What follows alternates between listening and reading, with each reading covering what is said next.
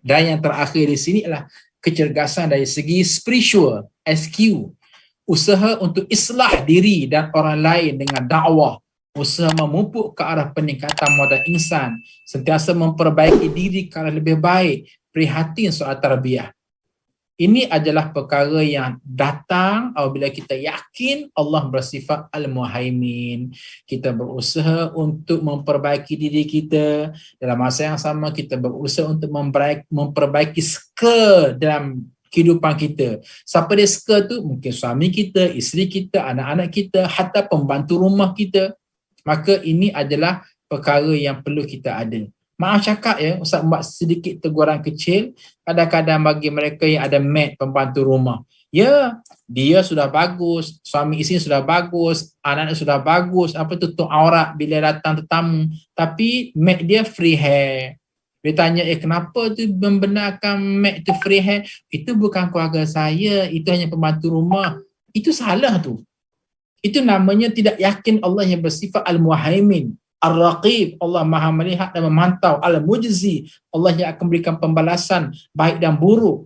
Sedangkan mereka itu yang disebut pembantu rumah berada di bawah seliaan kita. Kita kena didik mereka, kita kena tarbiyah mereka. Ini yang dikatakan memupuk ke arah peningkatan modal insan, sentiasa memperbaiki diri ke lebih baik, prihatin soal tarbiyah. Tapi maklum sajalah, apabila tanggal nilai Al-Muhaimin, maka akan berlaku membiar kekurangan dan kepincangan berlarutan, hilang suasana sejuk mata memandang, tiada maya dalam kekuatan kerohanian. Baik, hadirin muslimin dan muslimat sekalian, akhir sekali yang saya nak kongsikan di sini, memandangkan kita insya-Allah sedikit masa nanti akan menunaikan ibadat haji bagi mereka yang akan menunaikan ibadat haji ataupun umrah yang disebut sebagai haji kecil, maka Ustaz menggunakan satu istilah namanya total action. Total action. Baik, cuba tengok pada seka di sini, kecergasan. Tadi Ustaz kata kita beriman dengan Allah yang bersifat Al-Muhaimin dengan 4 makna tadi. Kita yakin Allah sedemikian rupa sifatnya, Al-Mujzi, Al-Musaddiq, Al-Syahid, Al-Raqib. Itulah keistimewaan pada Allah yang bersifat Al-Muhaimin. Maka bagaimana Allah Subhanahu Wa Taala untuk mengukuhkan kita dengan nilai tauhid kepada Allah Azza wa Jalla, maka Allah Azza wa Jalla memperuntukkan kepada kita syariat.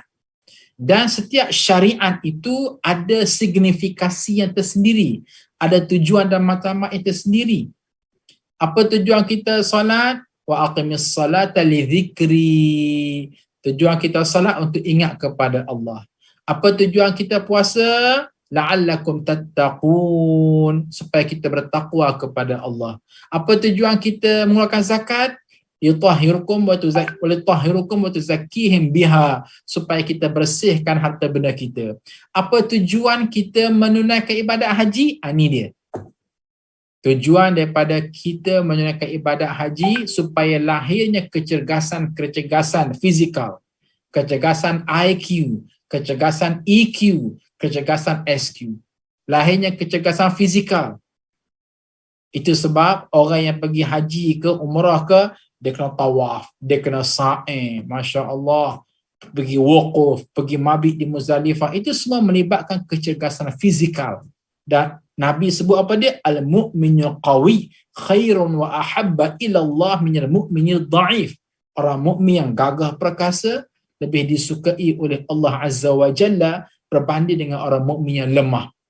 Jadi, kita kena yakin Allah bersifat Al-Muhaimin ini, Allah yang sentiasa saja memantau kita, melihat kita, memberikan balasan yang sebaik-baik pada kita. Maka kita pada masa itu kita cuba maksimalkan kecergasan fizikal kita. Kalau contoh tadi, kita bangun qiyamul lail, cergaskan diri kita. Kalau kita kata membantu orang, cergaskan diri kita. Kalau kita menyangka ibadat haji, kita cergaskan dengan tawaf, dengan sa'i. Ini sebahagian daripada feedback keyakinan kita Allah yang bersifat Al-Muhaimin. Dari segi IQ, kita kena belajar. Sebab itulah setiap acara kepada ibadat haji ataupun umrah itu memang kena ada ilmu. Tanpa ilmu, pendek kata kita akan berhadapan dengan orang kata ketidaktentuan dalam menunaikan ibadat haji dan umrah.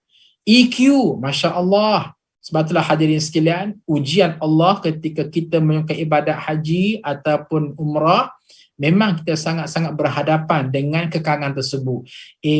Kita dulu ke nak duduk soft depan ataupun kita nak beri kepada orang lain yang mana kita nampak dia lebih tua daripada aku dan dia sudah mencari-cari softnya, kita beri pada dia. Elok-elok nak minum air zam-zam, kita nampak ada lagi orang lain yang queue ke belakang, kita dahulukan dia dulu ke ataupun kita yang monopolinya. Jadi emotional quotient itu berlaku di situ. Baik, termasuklah SQ, spiritual. Kemuncak daripada ibadat haji ialah meningkatkan keimanan kerohanian kita. Jadi, sebab itulah hadirin sekalian, Ustaz nak pesan secara khusus bagi mereka yang nak menunaikan ibadat haji ataupun umrah, ayo silalah garap, ambil kesempatan, belajar Asmaul Husna Al-Muhaimin dan fahami maksud apa yang Ustaz bahas di awal tadi, supaya apa? Supaya kita lebih bermakna ketika mana menunaikan ibadat haji ataupun umrah, dan ini yang disebut sebagai total action.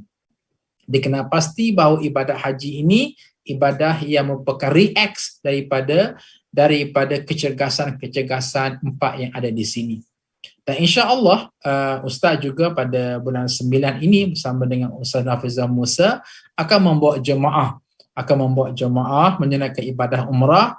Di antara elemen-elemen yang Ustaz akan bimbing jemaah Ustaz ialah ini dia, total action. Macam mana kita nak bina 4 kecergasan ini ketika mana menunaikan ibadah umrah.